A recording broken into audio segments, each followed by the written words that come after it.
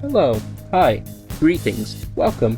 In this video I'm going to be breaking down how I animated this little thing I did about 2 months ago.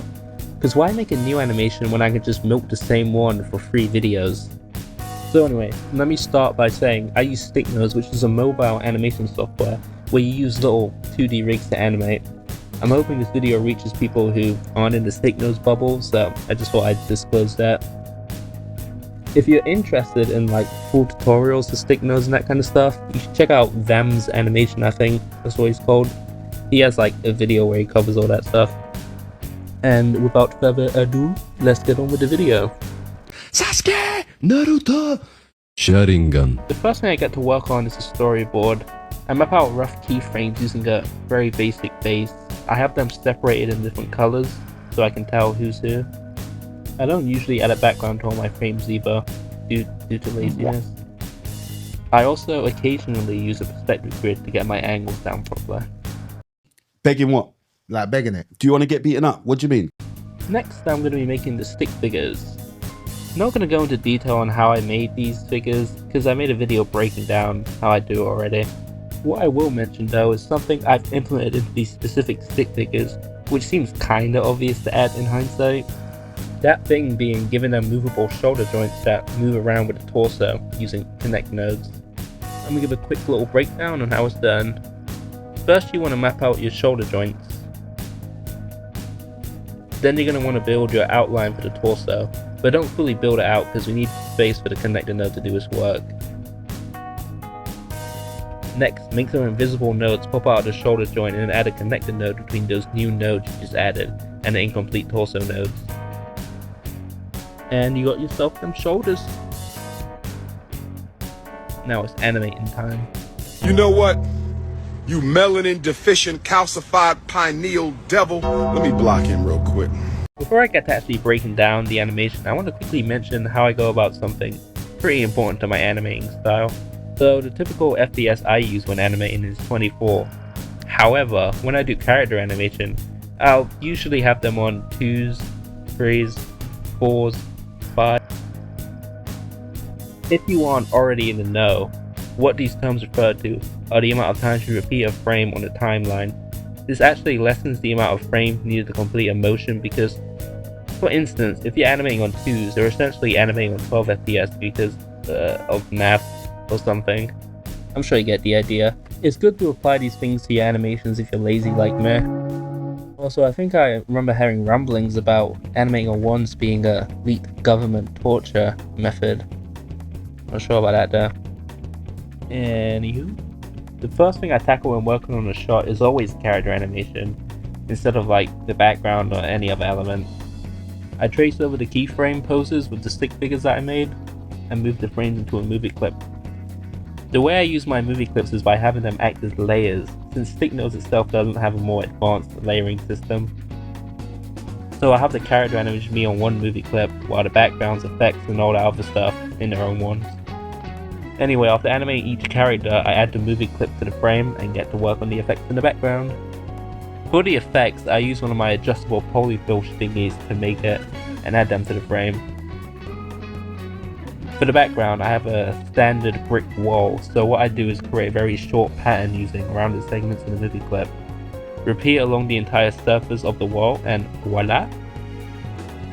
Next, for the text on the wall, I just get a font online and import it as a sprite. Give it a little pizzazz and that's done.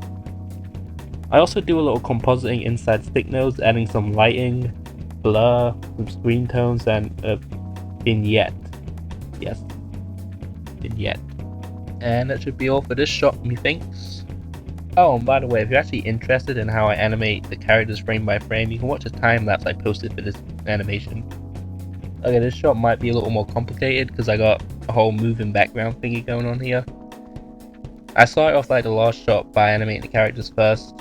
Now, one might wonder how I'm doing all these angles and stuff, and that's simply by manipulating the individual nodes on the stick figures so they match the angle I'm trying to do. Because as you might know, or don't if you haven't watched my stick making breakdown video, but I like to keep almost all of my nodes visible. It's a little tricky to work with, but it gives me so much more freedom when animating.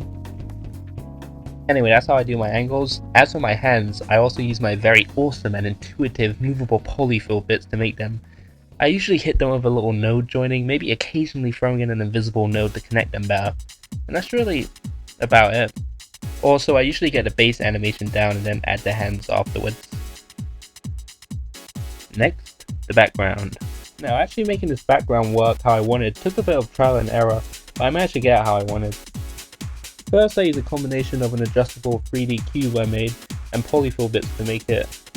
Then I map out how I wanted my first and last frame to look, put them in a movie clip, add some tween frames, adjust what needed to be fixed, and it's done being animated. But it doesn't end there. I need to then add it onto the main frames as a single frame movie clip. This is a feature that makes movie clips not automatically play the next frame when you add a frame. Instead, you can cycle through frames freely whenever you please. So after I had my background in the animation, I just cycled through whichever frames I needed.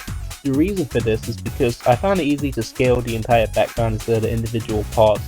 So I could either have joined them all together or put them in a movie clip like this. I opted for the movie clip thingy because it's easier to manage. Anyway, after the backgrounds in the animation, I put in the real faraway building. I didn't really have to move it much due to that one thing where things further away from the camera move slower compared to things closer to it. I don't know what that's called.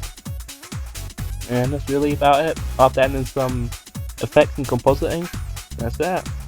Nothing really complex going on here. I animate the characters, add a background, effects, and some compositing, and it's done.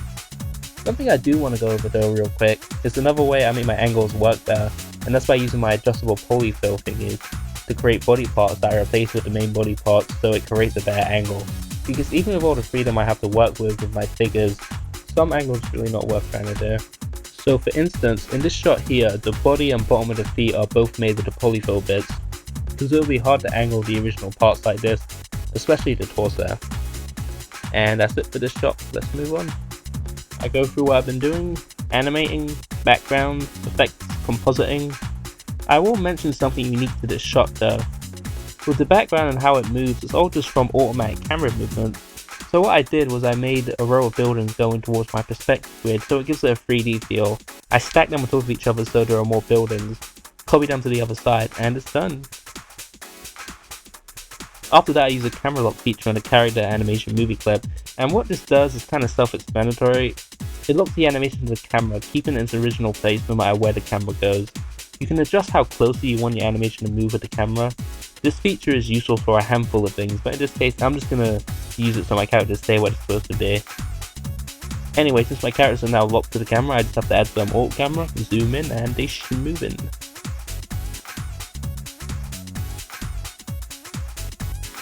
I followed Scarlet Spider around with a little speed background movie clip thingy I cooked up.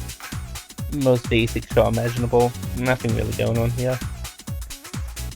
I animated each rock individually in their own movie clips. I copy and pasted some of the same movie clips too. I just moved, scaled, and changed the start frame so they look different enough.